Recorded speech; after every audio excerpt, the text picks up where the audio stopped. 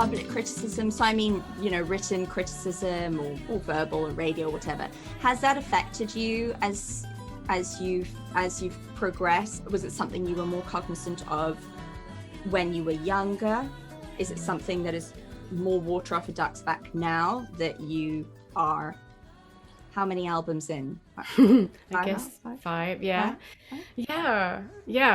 I think it is. It's definitely at this point, just maybe because of my age or just because of the work that I did. Again, like that rolling off your back, where it's like, yeah, what is the point of holding anything, in like that? So you kind of can, I think somebody told me, and I always remember, just consider the source, right? Like, who is this person and where are they coming from, and what of their opinion, and think of like what's their filter in how they see me or see anybody, see you, and know that that's one person's, opinion that could be popular or strong or whatever, but also, I think it's being open to taking criticism is helpful. I'm much better at it.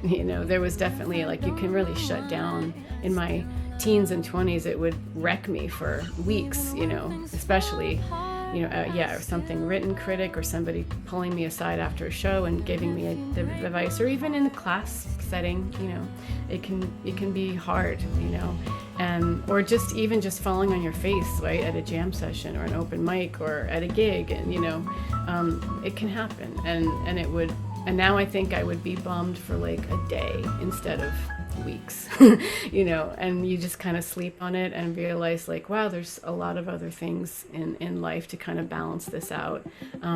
But it's great to learn from it. It's great to kind of take it in and think like, is there anything I can take from this that's valid, So let's say, for example, 20 something years ago, when teachers, critics would say, open your eyes, get off, don't sit down when you sing, stand up, open your eyes and project. And so to me, I was maybe as a teenager, I was offended because it was like, no, you don't understand me. I'm just in my space and I'm in my vibe and I don't want to stand up and I don't want to open my eyes. And, but now I can see like, oh, maybe, somebody's not, maybe it's just a matter of like coming out of this space and realizing, oh yeah, there is an audience there. There are people that are here to listen. It's not just about this space. It's out there too.